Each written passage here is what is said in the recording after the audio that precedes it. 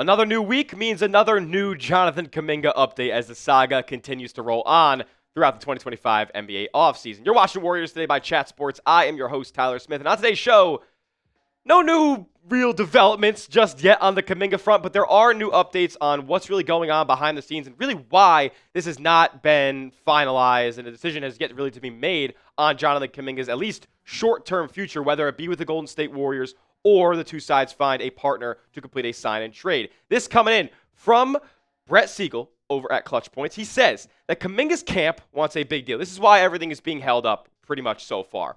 Kuminga's camp wants a big deal in the $30 million a year range and don't want to be back with the Warriors. Golden State wants a small deal in the $20 million range where they can flip him in because there's no market at this point. And then the Dubs are still holding out hope that a sign and trade with the Bulls can happen. Ayo Dosunmu is a good player. So we're going to unpack pretty much all three levels of what Siegel said here throughout today's show and kind of try to piece together what could happen with Kuminga's future. Before we do, though, make sure you are subscribed to the channel. We are on our way to not even 98,000. We're on our way to 100,000 subscribers here at Warriors Today. I cannot thank you guys enough for all the support that you've shown on the channel over the past few months. It has been awesome, and I want even more diehard Dubs fans to join us and get free, informative, entertaining Warriors content every single day. We're 280 away from 98K. Go down below and hit that subscribe button for free Warriors content every day. All right, if we're going to take anything major away from the entire Kuminga saga so far to this point, and this probably dates all the way back to, over a year ago at least. Both sides here are playing some of the greatest game of hardball that I've ever seen in my entire life. Kuminga, on the one hand, he wants $25 to $30 million a year. Well, joke's on him. He declined $25 million a year before the season started when he could have signed that extension back in October. So he put himself in a little bit of a rut there. But I can't call the Warriors completely blameless throughout the situation as well because they really think they're going to get a first-round pick back for Kuminga when there's literally no market for the guy. It doesn't really compute here. It feels like, to me, the Warriors hold Kuminga in a higher regard than basically the entire NBA does at this point. So it doesn't seem like either side is budging right now, and it is going to take some time before we see a resolution. That's why I think it was Jake Fisher had said that this could easily leak into the month of August. And Fisher said this as well.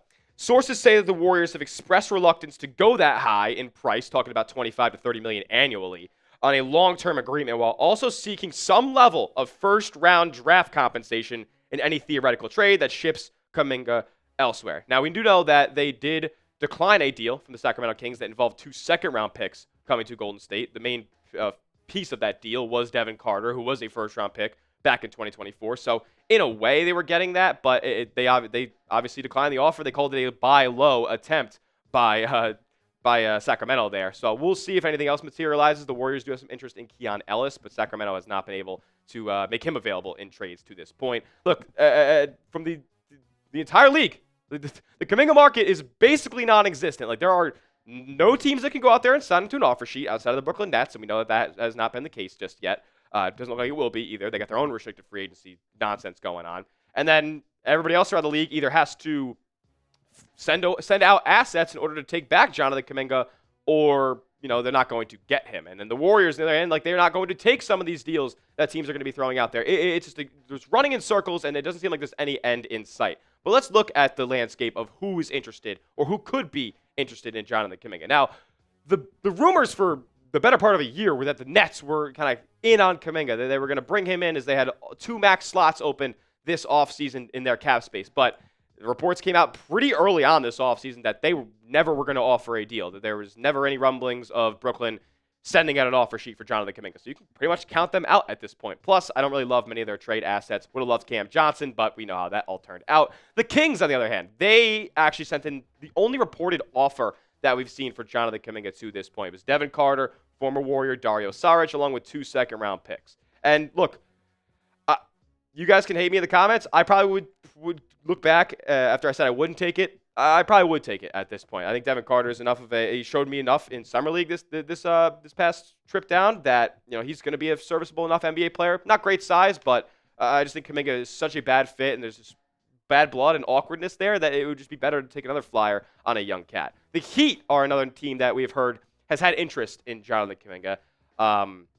Warriors fans were very optimistic about a Andrew Wiggins swap back, but that was really never a possibility. Then they went out and traded for Norman Powell, and they really don't have much wiggle room to make a deal at this point anymore. So don't look for the Heat to be the team that pursues Kuminga, at least when it all gets said and done, if there's a sign and trade partner. The Bulls, though, potentially, we'll talk about the Bulls more in depth in a little bit, because Siegel did mention that the Warriors are holding out hope for a Bulls sign and trade. I think Kuminga might be holding out hope for that as well. They did acquire, though, Isaac Okoro and Alonzo Ball trade. And speaking of Lonzo, that would have been a name that Golden State would have loved to come back in a deal for Kuminga. They also drafted Noah Senge, athletic, raw wing that they're going to have to develop over a couple of seasons. So, like, how much room is there in Chicago for Jonathan Kuminga to really blossom at this point? Who knows? But I think they're probably higher on the rankings list than maybe some of the three teams that we talked about beforehand. Then the Phoenix Suns came into play late last week. Look, there hasn't been any, like, cold water thrown on the Suns. Like, there can't be a deal made, but so I'm throwing it in, like, the maybe category right now. But the return is not great. Like, you're really looking at, like, a Nick Richards, Royce O'Neal type of package, and I don't really think that that's worth Jonathan Kuminga in a sign and trade. I would much rather go get Devin Carter and see what you have upside-wise there than go out and make a trade for Royce O'Neal, like, 9-point-per-game score ceiling there.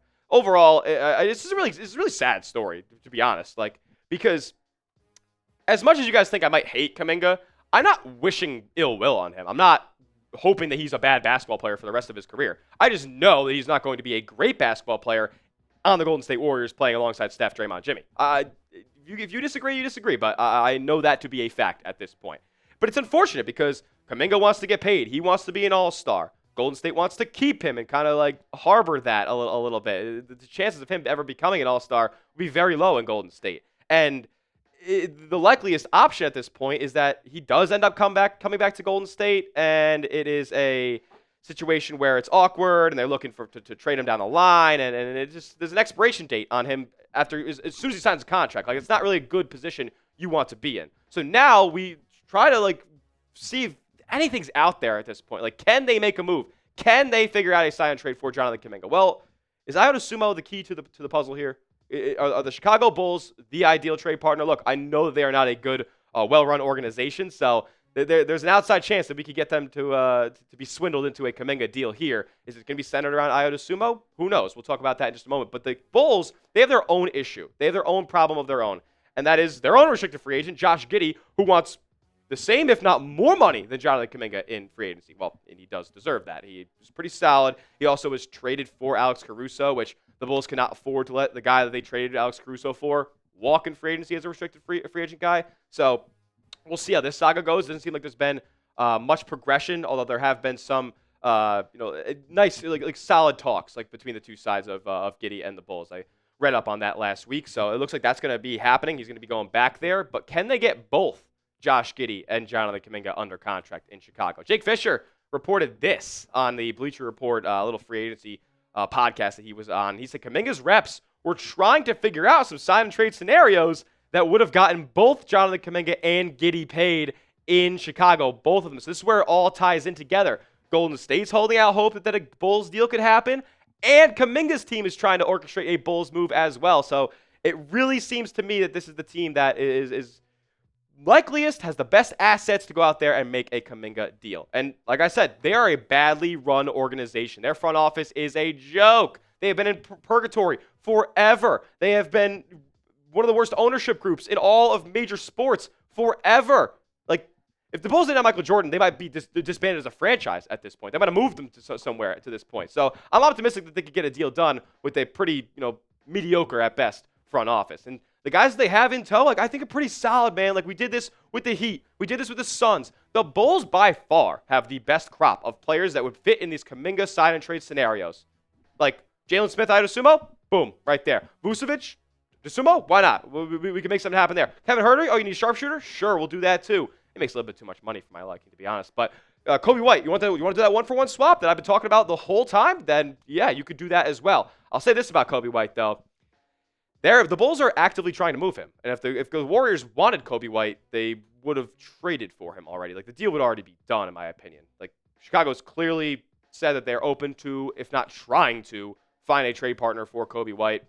So if Golden State wanted to get that done, it probably would have already been done at this point. So the Warriors could have got the rest of their offseason on and rolling. So now we shift gears to maybe a guy like Ayo Dosunmu, younger, probably a better athlete overall, and a guy who I think provides a lot more on the defensive end as well. Can guards 1s, 2s, and 3s. Pretty versatile there. Long 6'3", 6'4" player. And it does not get bullied out there, and has really taken steps offensively over the last 2 seasons or so. Yeah, he's still a bit inconsistent with his three-point shot, but this is a guy who probably doesn't get a lot of great looks playing in the Chicago Bulls offense. Like, it's probably a lot of bad shots going up. If he plays within a system like it would be in Golden State, I think he could really, really flourish. So now we're looking at 2 trade ideas here that I found on the interwebs from the great people over at Fanspo. Great.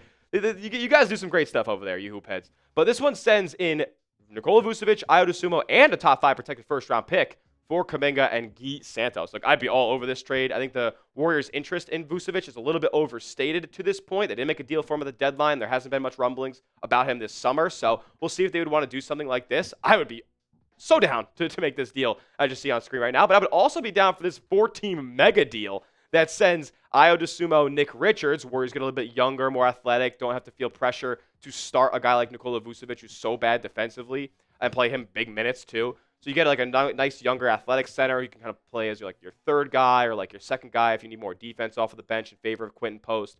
And then you're only giving up, I believe, just Giddey Santos and Jonathan Kuminga once again. So like it's really not a bad loss at all, in my opinion. So with that being said, out of these 2 trades that you've seen so far, this one that sends Vucevic, Ayo, and that first, I doubt the Bulls would ever do this trade, but it works on Fanspo, so I wouldn't hate it. If you like that one, pick 1. If you like this one, the 4-team mega deal, type 2 down in the comment section. I'm trying to hear what Dub Nation has to say about these prospective Kuminga signing trades to Chicago, because I'm really, really holding out hope that that's the deal that ends up getting done. We'll talk more in just a moment, but I got to tell you guys about this awesome deal that we have with our friends over at Fanatics. The Warriors, they didn't win the title, but it was a fun playoff run nonetheless. And you can get the playoff commemorative t-shirt, Win for the Bay, for the low at this link right here. It's like literally over 50% off. I love commemorative playoff t-shirts. That's just me. I think the Warriors had a really solid season as well once they traded for Jimmy. So go get yourself a commemorative 2025 playoff shirt today. This link below, chatsports.com/win4bay. I put it in the comment section and description of today's video as well. Go get yourself a Warriors playoff tee right now. All right, let's talk about it, man. Because the Warriors are in a weird spot with Kuminga and the whole situation. Like it's really holding up their entire offseason. Like, they haven't been able to make a single move. The only team in the NBA yet to do so at this point, and their competitors, their contenders around the Western Conference are only loading up even more. Shams Charania tweeted this out over the weekend. Marcus Smart bought out by the Wizards, scooped up by the Lakers. Luka Doncic went out and recruited him. So another team that finished above the Warriors in the standings, and let's be honest, like seed 2 through seed 8 was like a 3-game difference this year. Like, the West was super tight. But again, a team that finished above the Warriors in the standings by 4 seeds just got better.